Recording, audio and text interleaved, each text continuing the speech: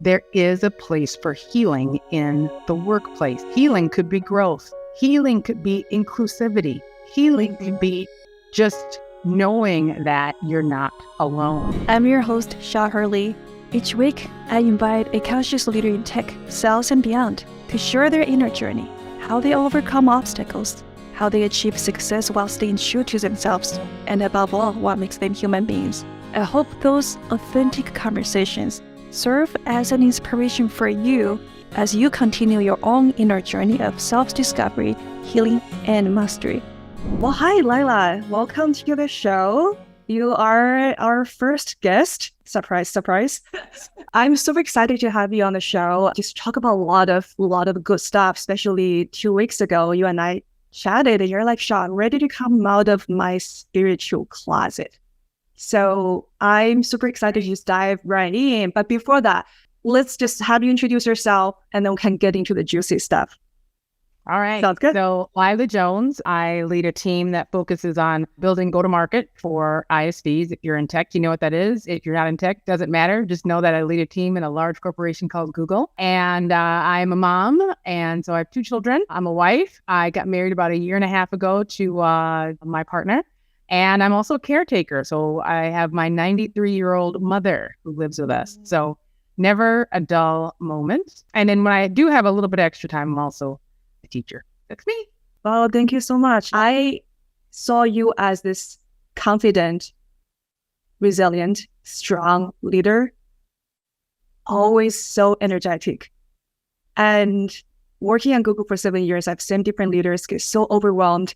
I wanted to ask, are you always this confident, strong, resilient, or tell us more, like, any dark moments that actually pop up? I wanted to know more, anything you feel comfortable sharing, don't want you to put you on the spot. Sure, that's okay. Put me on the spot. I think we need to have more of these conversations. So thank you for the compliment. I do work on my energy and work on my belief system so that I can show up to serve those groups and communities that I need to serve as my authentic self. So that's one thing. But that being said, yes, being in a large company like this, there's been many dark moments. I just don't always put those out for everybody to feast on, but there's been many dark moments. I can share one with you. I think I was in my first or second year, and you can imagine a building in a business that's growing. You know, processes. There's a lot of unknowns, a lot of ambiguity. So I remember I was preparing for an EDC. And it wasn't like anybody kind of showed you like, hey, this is what good looks like. You just had to kind of figure it out if you remember that. And one of my leaders called me in and he was convinced that I did not prepare the way he wanted me to. The truth is he had gotten bad feedback from some other EDC that I had nothing to do with. And I just so happened to be the closest in the next meeting. And so I heard it. And I mean, he just kind of went up one side of me and down the other. And I was sitting there looking at him like, wow, where is this coming from? And I recall saying, okay, well, let me share with you what I have. I'm okay with revising it. And I kind of kept it together. But I left that meeting, was walking back to my car, and I started to cry. And I started to cry because I was, first off, my emotional bank account was already just low. I was running on fumes anyway. I also wasn't 100% sure that it was the right role for me and the right time and the right company. And so I had all of these self-limiting doubts that were already swirling in my head. And so then to kind of have that meeting where somebody was literally throwing all of their insecurity and doubt at me, I didn't have any shield for it. And so I absorbed all of it like a sponge. And while I didn't wring that sponge out right away, right, I held it. I just carried it, which I'd done so many times. I just carried it. And when nobody was watching, I slowly cried. And that was not a great moment. So yes, it hasn't always been wonderful. And even though I show up as confident, I've had situations where, I had to take a step back and just come at it from another way. Now, that being said, the end of that story is he and I became best friends. We became best friends. I'm still incredibly indebted to him to this day. Because you know what? He came back to me on Monday, because that was a Friday. He said, Len, I'm sorry. I really gave you a hard time, and that was not your issue. and I'm sorry. And I forgave him. I said, it's okay. We all have bad days. Let's move on. But in the moment, it didn't feel that way. Yeah, wow, that's such a powerful story. I got chills in my body as you're just talking about it. I'm curious, how did you get to from where you were just crying in the car, feeling like, oh, this is not good. This is real good for me. I'm just assuming there are similar other people in a similar position and dealing with the same situations, right? Like, especially now, layoff is happening everywhere and people started to doubt, is this for me? Should I stay in sales? Should I stay in tech? And to where you are just like, so smoothly talking about, yeah, that was my limiting belief. That was this and that. How did you get from point A to point B? Well, I'm talking to you about it now. This has been at least 5 years ago. So it's easy to reflect back and say it so eloquently. However, at the time, I sat down, I had to think, I was like, when have I been in this situation before? Is this the first time? And I'm like, no, it's not. I've been in this situation before. And then I thought, what did I do when I was last in this situation? And I remembered that instead of really getting caught up in the emotions and in that spiral you get in your head of everything you're not, to try to focus on what are the facts, what is known, what is the perception, and what can I control? And when I took the emotion out of it, which is not always the right thing because that emotion goes somewhere, right? You may say you're taking the emotion out of it and you're just responding, but the truth is you're holding that and it's going to come out again. That's me now saying that. But at the time I said, okay, what can I control? And how do I want to show up? And what good things are there about my role? And how do I really feel about this company? I love the company I work for. I'm like, am I going to let this person get in the way of my opportunity because it's my opportunity? And the answer to that was no, I'm not going to let this person get in the way of my opportunity. I'm going to figure out which things I can control and leave the rest. And I'm going to, live to fight another day. That's what my father would tell me. Hey, live to fight another day. Even if it means that you have to humble yourself, or even if it means that you need to not be right. Sometimes people get caught up in, I need to be right, and you're wrong. And another one of my mentors said, hey, Lilah, do you want to be rich or do you want to be right? Which means, do you want to move forward and get to what you want to accomplish, or do you want to be right? Truth is, I just needed to move forward. At the time in my life, not to go on, but I had just gone through some pretty big losses, pretty substantial losses. Wow. And so I wasn't in a place where I was like, oh, there's tons of jobs out there. I was in a, no, I need to make this work. And I'm so happy that I did. Yeah, that's so amazing because I think this level of self-awareness, like you're talking about, your emotional bank is already low, and dealing with this is level of self-awareness is very rare because I think especially in the early days, and then we should focus on what we want to achieve and not really look at ourselves. How do I contribute to this equation, the situation? But all the questions you ask yourself in that moment, I think was we can all learn from. I think it's super powerful. Thank you for being so vulnerable, sharing all those kind of stories that normally I assuming you're not going to share in all hands or, corporate meetings and all that stuff. Yeah, probably not. Not because I'm not open to sharing, but it makes people uncomfortable. It makes people very uncomfortable sometimes because they start thinking about their own challenges and then they shut down. And one of my goals is to make it okay. I said I wanted to come out of my spiritual closet because I would love to make it okay. I'd love for people to feel psychologically safe enough to be able to show them their whole selves. And we have, several different levels of self. We've got our physical body, right? We've got kind of our mental health. We've got our spiritual body. And then we've kind of got the wrapper that goes around it. And so I would love to be able to be continue to be a role model for people that says it's okay to be human. I love that. And then it kind of shows your leadership style too. Yesterday, my friend and I were just chatting about the differences between religion and spirituality. And then something come out of the conversation was religion is for people who were afraid of going to hell, and spirituality is for people who have been there. So what's your thoughts on that? Oh, I like it. But let me rephrase it. What is my take on religion, or what is my take on that statement? The differences between religion and spirituality. I think, before we talk about spirituality, the role of spirituality in leadership, right? Like, let's just separate the differences between religion and, because I think there might be people who have different religions who are like, I just want to get that out of the way before we talk about spirituality and leadership. This is something I've never talked about. Okay. But I'm gonna share it with you because I have a deep I have a deep aversion to this topic. And whenever you have an aversion to something, that means you're going to learn from it. So I'm going to lean in to that and make it a public aversion. So when I think about the difference between religion and spirituality, it's a new learning for me. I always thought they were the same. And because I grew up in a very strict religion, I was raised as a Jehovah's Witness, which is probably why I'm so good in sales. You can't imagine how tough it is to sell God and his kingdom to people on Saturday mornings knocking at the door, right? But anyway, great experiences from that helped me be who I am today, but not something I chose to continue in. And when I made that decision to no longer continue in that, it's not like you can just say, oh, I'm not going to go to church anymore. It's oh no, you have to walk away from your entire community. There is no kinda. Either you're in or you're out. If you're out, then you're walking away from your entire community and you are on your own. And that's a tough thing to have to face when you're not used to it. And so because of that, and because I was like, hey, listen, I'll make new friends. I'll figure it out, but I'm going to go do my own thing. I felt like, oh, religion, that was a lot of pain for me. That was a lot of challenge for me. And so I really had this aversion towards it. So I used to think they were the same thing. And I actually tried to live without either for as long as I could, because I didn't have the same kind of experience. Now, let's fast forward to now.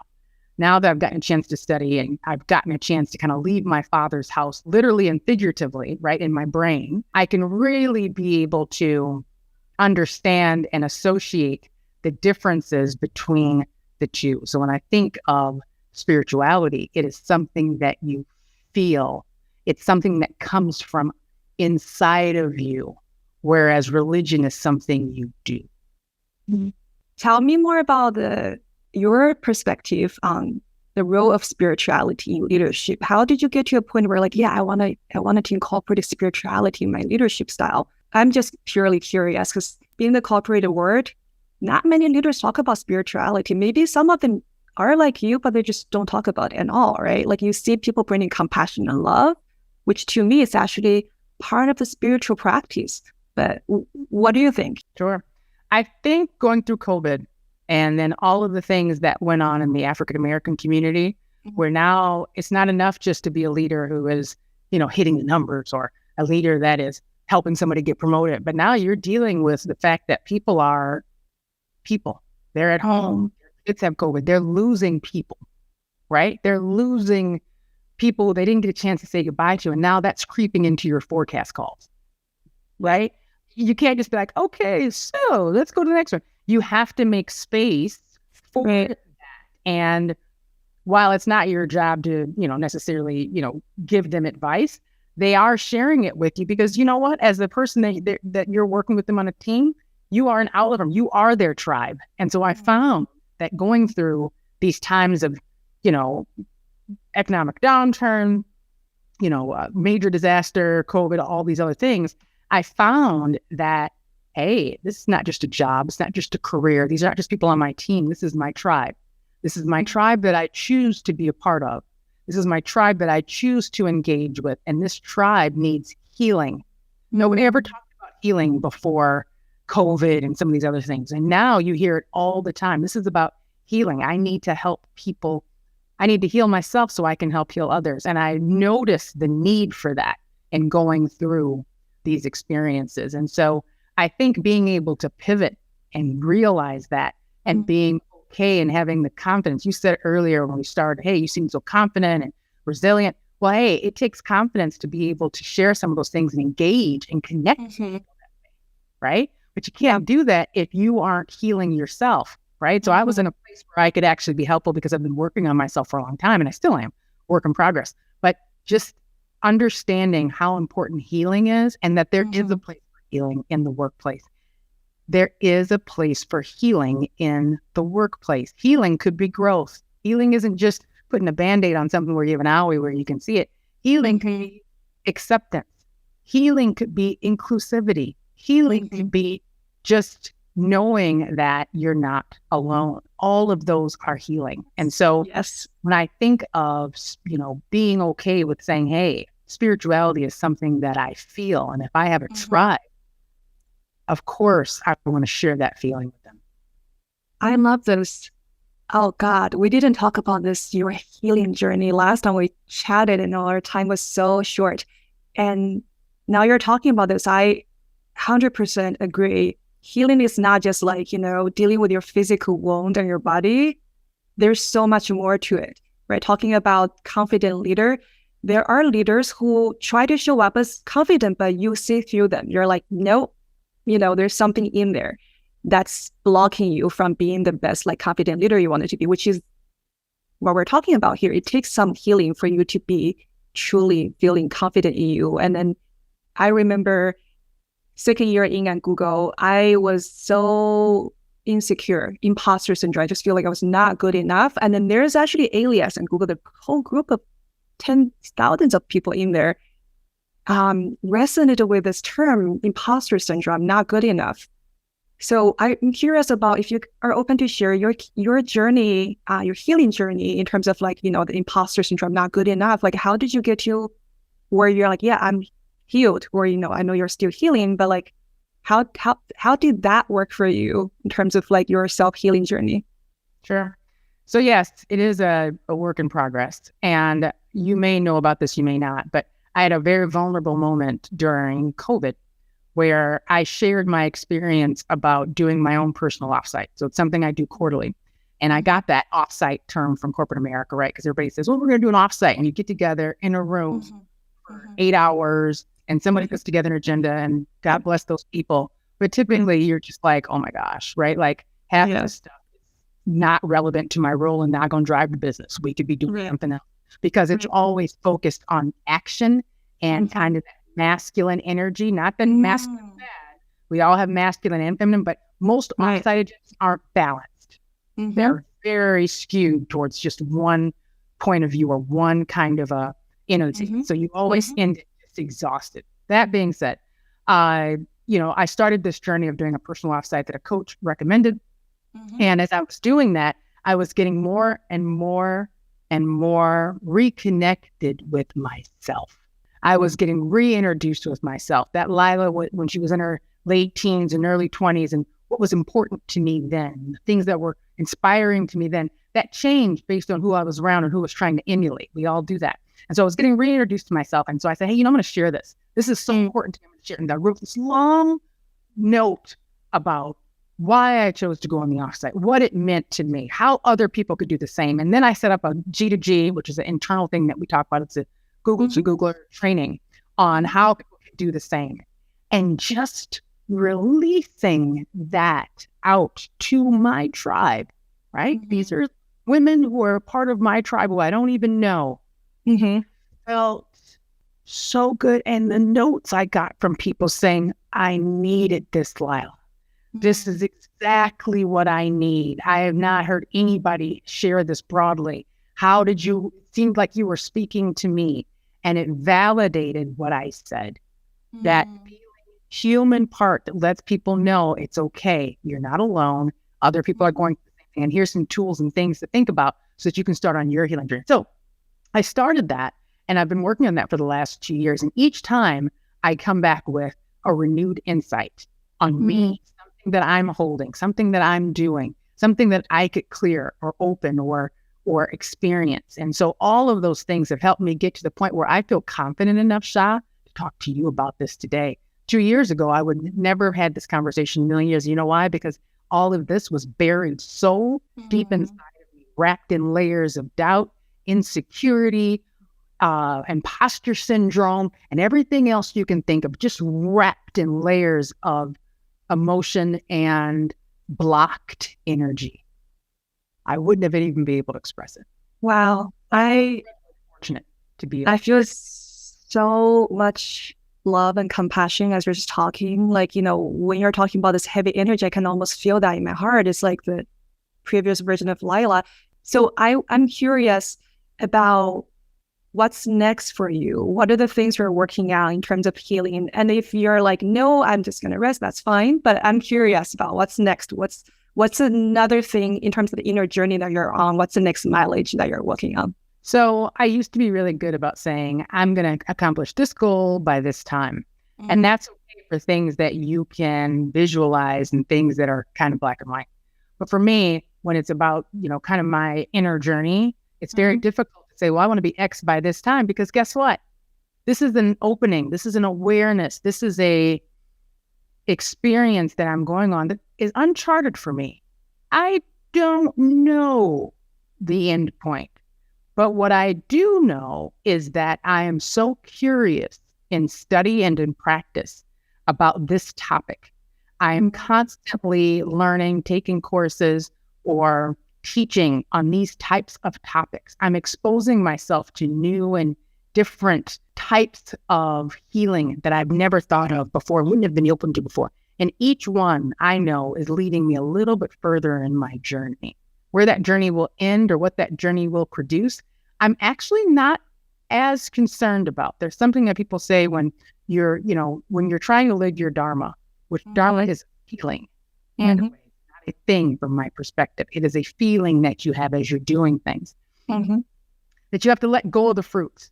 You can't be concerned with what the outcome is going to be. You can't be concerned people are going to like it. You can't be concerned this is going to make you rich. You have to just say, this is what I am feeling, and I'm going to put it out there. And my intent is that it has an impact for others and gives them grace and space to find themselves, to reintroduce themselves to them, right? And that's something that you can't measure in a dashboard or with a metric or with an OKR or any of that. Some of that takes a little bit of faith, right? And so my journey will continue down the path of learning, awareness, sharing, and pushing myself to grow and to use my voice. Yeah, I love that. No. You are already using your voice and to inspire other people. And this is such a good next mile to walk on, because as someone who has been in the corporate world, there's always analysis, ROI. Are we doing this to achieve whatever outcome we're trying to achieve? But reality is the control, whatever we think is under our control, is the illusion, right? COVID happened and things happened. Company went bankrupt, right? So like you're saying, this is a new field for you to walk on. I am so happy and excited for you. And I hope this conversation also inspire other people to think about, hey, should I look inside of myself? Is there a new way for me to really live my life and make my decisions and connect with other people? But one last thing, a gift that you can give to a lot of other people is to offer a question that they can ask themselves to go a little bit deeper while they're on their inner journey.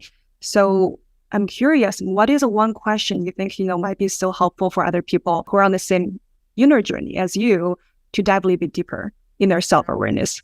I am going to offer this.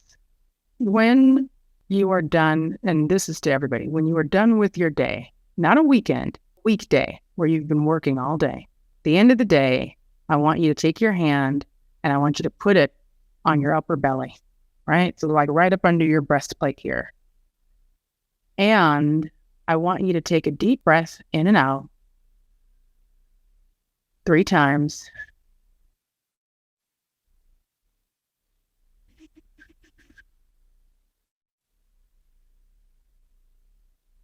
And at the last breath, I want you to ask yourself,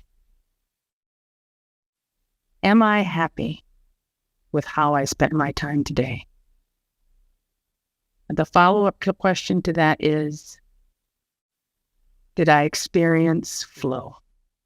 Whatever your answer is, But if you're happy, are you happy with how you spent your time? And again, you gotta put your hand on your belly. You can't just be walking and listen to this on audio. And stop and put your hand on your upper belly. Breathe in 3 times, and then answer to yourself. There's no right or wrong question. Right or wrong answer. Am I happy with how I spent my time, and did I experience any flow today? If you experience flow because things just were happening. You were having conversations and things were rolling in that you weren't necessarily expecting. You could do it all day, and you felt expansive energy versus energy that wasn't expanding, like kind of hunched over or always at the desk or kind of that closed energy. Right. Which one it is. And then listen to whatever the answer is and take action on it. That's the advice that I would give. I love that. You're kind of guiding people to go into the heart space, not stay here on the mental space. Am I doing the right thing? But if you don't feel well, good, and joyful for whatever you do, what's the whole point doing whatever you do? So, well, thank you so much for your time. I will let you go. I know you have another meeting coming up. It's the life of leaving the corporate world. But, well, thank you again, Lilah. It's my pleasure, Sha. Anytime. Thanks for listening. If you are a conscious leader in tech, sales, and beyond, check out my free Soul Scientist community at shaharli.com/community. Sign up if you resonate with the message. And if you enjoy the show, don't forget to subscribe and share the show with your colleagues and friends. I'll see you next week.